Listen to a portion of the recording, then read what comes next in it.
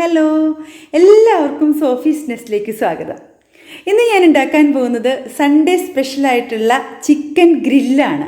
Special chicken ഗ്രില്ലാണ്. ഇതിനു വേണ്ടി ഞാൻ എടുത്തിരിക്കുന്നത് 1/2 കിലോ ചിക്കൻ്റെ ബ്രസ്റ്റ് പോർഷനാണ്. എല്ലില്ലാതെ ചിക്കൻ്റെ ബ്രസ്റ്റ് പോർഷൻ ഇതുപോലെ കട്ട് ചെയ്തെടുത്തിരിക്കുകയാണ്. അപ്പോൾ ഇതിനു വേണ്ടി നമുക്ക് വേണ്ടത് 1/2 കിലോ ചിക്കൻ. ഇതിനു വേണ്ടി നമുക്ക് മസാല തയ്യാറാക്കാം. കുട്ടികൾക്ക് പോലും ഈസി ആയിട്ട് ഉണ്ടാക്കാവുന്ന മസാലയാണ്. മിക്സിയുടെ ചെറിയ ബൗളിലേക്ക് 1.5 teaspoon chilli flakes, 1.5 teaspoon oregano, 1 teaspoon brown sugar അല്ലെങ്കിൽ ശർക്കരയോ പഞ്ചസാരയോ ചേർത്ത് കൊടുക്കാം, അല്ലെങ്കിൽ തേനായാലും ചേർത്താൽ മതി. പിന്നെ 1 ടീസ്പൂൺ പെപ്പർ പൗഡർ, ഒരു മീഡിയം സൈസ് നാരങ്ങയുടെ നീര്, ഒരു പിടി മല്ലിയില, ഒരു കൈ നിറച്ച് മല്ലിയില ഇത്തിരി കൂടിയാലൊക്കെ കുഴപ്പമൊന്നുമില്ല, ഒരു 6 അല്ലി വെളുത്തുള്ളി അല്ലി, ഇത്രയും ചേർക്കാം. ഇതിന് ശേഷം നമുക്ക് പാകത്തിന് ഉപ്പ് ചേർക്കാം.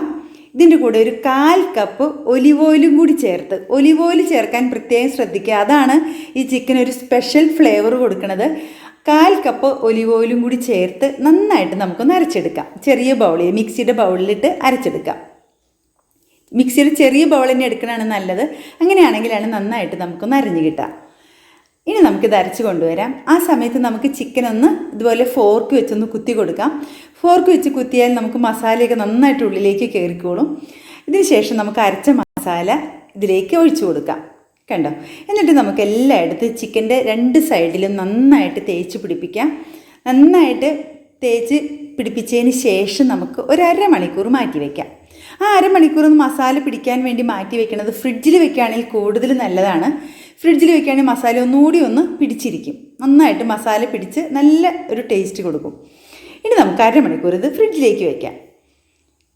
അതിനുശേഷം നമുക്കൊരു ഫ്രൈങ് പാൻ ചൂടാക്കാൻ വയ്ക്കാം. ഒരു ഗ്രില്ലിംഗ് പാൻ ആണെങ്കിൽ കാണാനൊക്കെ ഒരു ഭംഗിയുണ്ടാവും ചിക്കൻ ഫ്രൈ ചെയ്യുമ്പോൾ, ഗ്രില്ല് ചെയ്യുമ്പോൾ.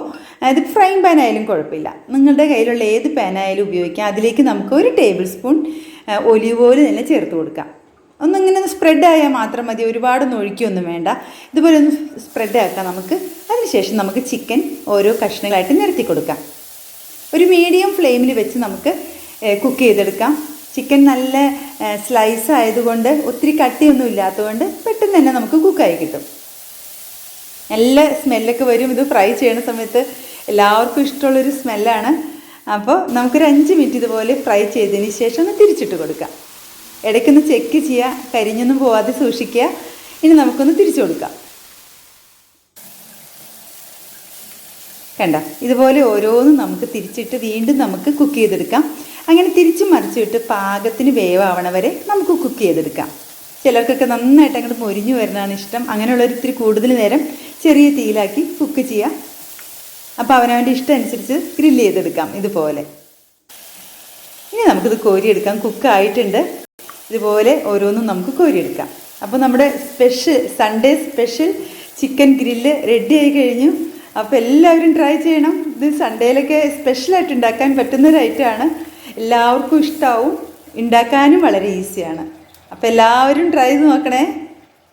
എല്ലാവരും എൻ്റെ വീഡിയോസ് കാണണം. ഷെയർ ചെയ്യാനും ലൈക്ക് ചെയ്യാനൊന്നും മറക്കല്ലേ.